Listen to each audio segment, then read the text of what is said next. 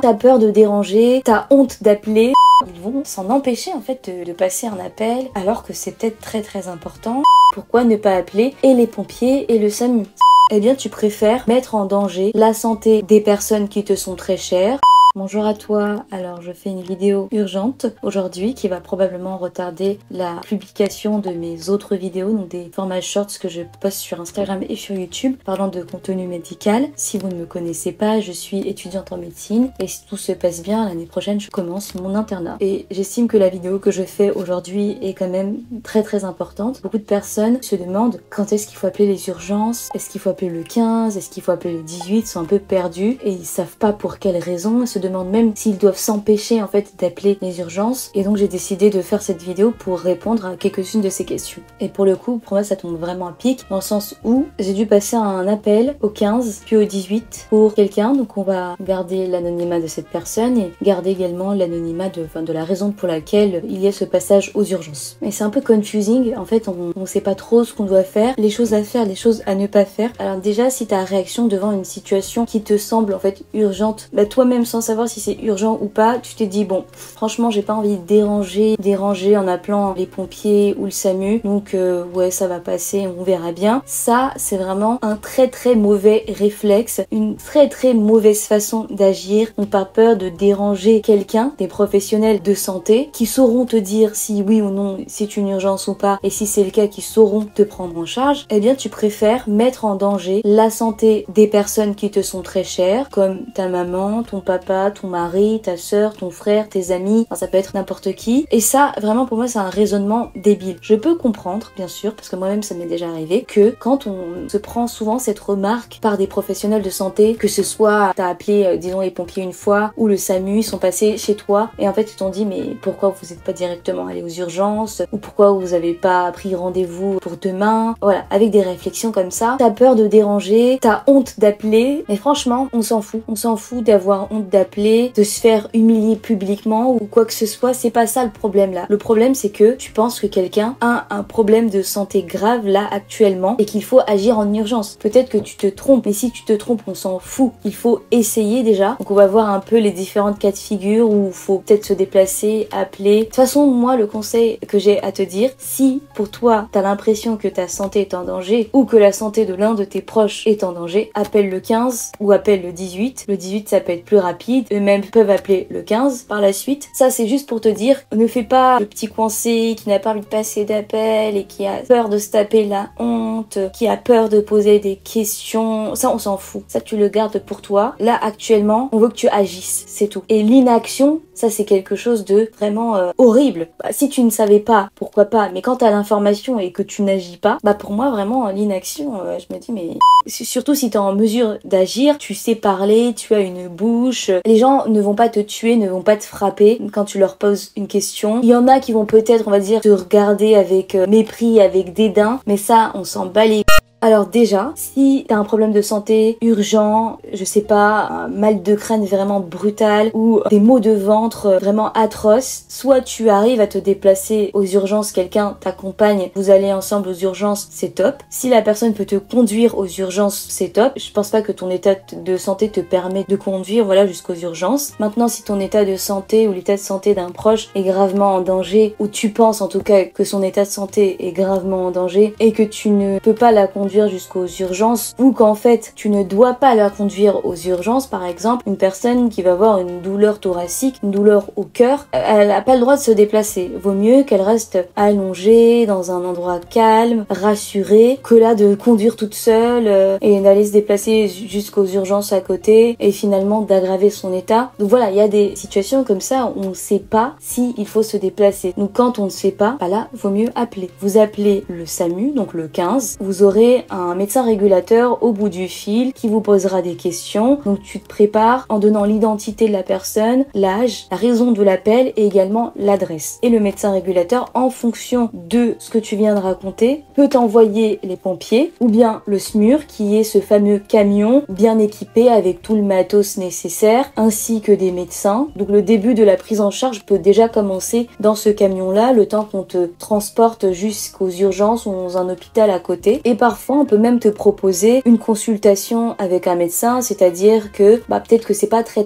urgent, mais avant la fin de la journée, il y a un médecin qui va passer chez toi. Maintenant, si la personne est inconsciente, qu'elle ne respire plus, qu'elle respire bizarrement, que son cœur ne bat plus, qu'elle est peut-être en arrêt cardiaque, moi personnellement, je te conseillerais d'appeler le 18. Donc ça, c'est le numéro d'urgence des pompiers, parce que eux sont quand même plus rapides que le SMUR, donc le camion du SAMU. Donc une personne peut appeler le 18 pendant que l'autre appelle le 15.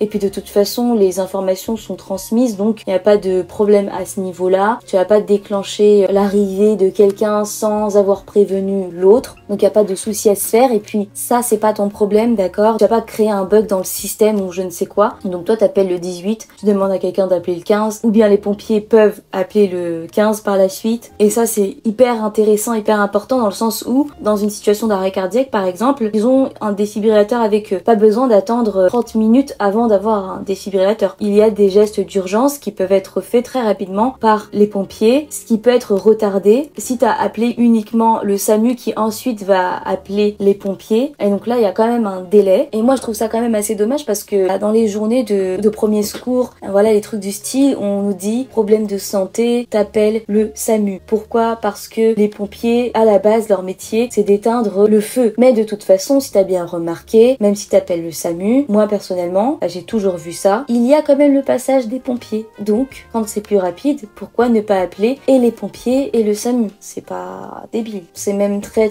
intéressant. Alors, j'ai pas la science infuse. C'est basé de mes expériences, de ce que j'ai entendu, de ce que j'ai vu. Et puis même en étant dans le domaine, c'est pas facile de savoir quand est-ce qu'on appelle, quand est-ce qu'on n'appelle pas. On peut avoir des réflexions gratuites du style mais pourquoi t'as appelé? C'était complètement inutile. Mais pourquoi t'as pas appelé? Donc moi, vraiment, si t'as un doute, appelle. Commence par le 18 si tu penses que c'est vraiment gravissime. Et si t'as une autre personne, appelez tous les deux. Quelqu'un appelle le 18, l'autre appelle le 15. Vraiment, appelle, t'as rien à perdre. À la limite, on te dira, ouais, ok, c'est rien du tout. Mais vraiment, t'as rien à perdre. Il faut pas hésiter, vraiment, faut pas hésiter. Moi, je sais que je suis quelqu'un qui hésite beaucoup, qui a peur de déranger les gens. Qui se dit, oui, mais si, on s'en fout, on s'en fout. Même si les gens sont des professionnels de santé et tu dis, savent mieux leur métier, il y a quand même des discordances dans le sens où, les gens, il y en a qui disent oui, appeler, d'autres non. En fait, non, appelle, c'est tout. Si tu sais pas, appelle. À la limite, t'auras ton médecin régulateur qui va te dire bon, vas-y, prends rendez-vous demain avec ton médecin généraliste. Ça ne coûte rien. Vraiment, ça ne coûte rien. Moi, je trouve ça vraiment très dommage. Tu seras pas... je pense pas que tu seras blacklisté si t'appelles trop et on se dit ah, c'est celle qui appelle trop et du coup, je viendrai plus la voir. Non, je pense pas. La raison pour laquelle je fais cette vidéo, c'est que, comme je le disais, ça tombe vraiment à pic. Donc là, il est 7h du matin, 2 heures plus tôt. J'ai dû appeler le SAMU. J'ai eu le médecin régulateur qui m'a dit qu'ils allaient faire passer les pompiers. Après avoir écouté un peu le motif, la personne en question n'était pas en détresse respiratoire, elle n'était pas inconsciente, elle n'était pas en arrêt cardiaque, elle était présente, elle parlait, elle avait une douleur intense, elle ne pouvait pas se déplacer. J'ai pas appelé les pompiers pour commencer, donc je n'ai pas appelé le 18,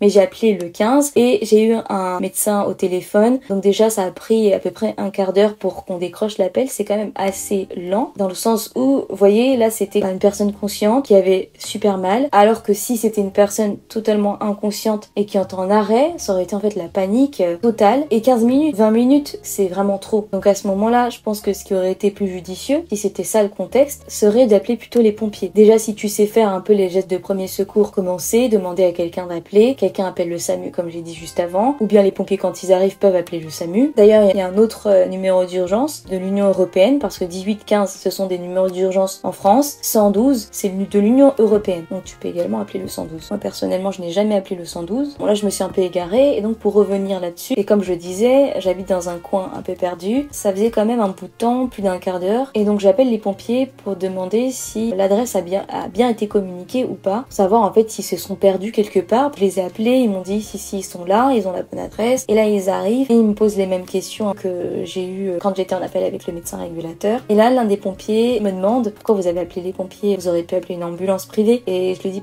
je ne savais pas. Il a dit dit ah bah si. Honnêtement ça m'a fait réfléchir. Après que la personne en question a été transportée aux urgences à côté de chez moi, parce qu'en fait ces urgences là sont uniquement 10-15 minutes à pied de chez moi. Je pense qu'il était un peu saoulé de se dire que en fait c'est juste à côté, il m'appelle pour ça, mais le truc c'est que la personne en question peut pas se déplacer, n'était pas en état de se déplacer, et donc je me dis bon d'accord, enfin le médecin régulateur me dit j'envoie les pompiers, et les pompiers me demandent pourquoi j'appelle pas une ambulance privée, et je me dis bon c'est peut-être vrai, peut-être pour la prochaine fois appeler une ambulance privée, pourquoi pas. Je fais des recherches et je passe quand même plusieurs coups de fil à différents services d'ambulance privée qui travaillent 7 jours sur 7, 24 heures sur 24, et en fait ça ne répond pas, et en fait c'est pas un numéro d'urgence en fait. Pourtant voilà, 7 jours sur 7, 24 heures sur 24, ça semble être un numéro d'urgence, mais quand je regarde dans leur site internet, ils précisent bien que voilà, on fait une demande, on commande une ambulance, mais voilà, l'ambulance elle ne va pas passer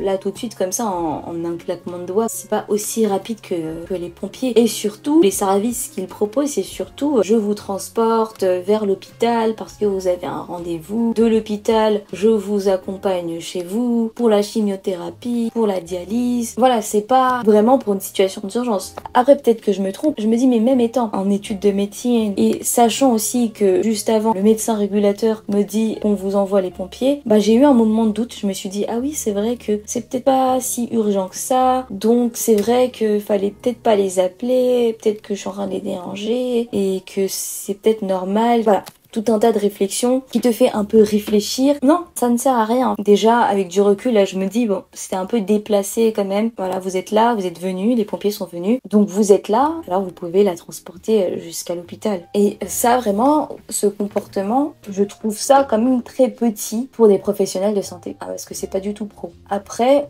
c'est ce que je pense. Vous me direz ce que vous en pensez de la situation. Est-ce que vous trouvez ça déplacé ou non qu'on me demande à ce moment-là d'appeler une ambulance privée? Je suis encore confuse malgré les recherches. Et je me dis, enfin, ce genre de réflexion, si c'est quelqu'un qui n'est pas dans le milieu, quelqu'un qui a peur de déranger les gens, je pense que la prochaine fois, ils vont s'en empêcher en fait de passer un appel alors que c'est peut-être très très important et peut-être que la vie de la personne est complètement en danger. Donc voilà pour ces petites clarifications. Et pour l'anecdote aussi, j'espère que cette vidéo vous aura plu et surtout qu'elle vous aura aidé un petit peu à comprendre un peu comment ça se passe. Après, comme je vous ai dit, j'ai pas la science infuse, c'est vraiment ce que je pense qu'il faut faire. Si vous avez d'autres choses à préciser, n'hésitez pas. Vous avez la barre des commentaires. Prenez soin de vous, prenez soin de vos proches, des gens qui comptent pour vous, et soyez bienveillants les uns envers les autres. Et puis au passage, n'oubliez pas de vous abonner à ma chaîne et à mon compte Instagram où je publie des formats shorts, d'ailleurs comme sur YouTube. Puis voilà, je pense que j'ai fait le tour. N'hésitez pas si vous avez des questions et je vous dis à bientôt pour la prochaine vidéo.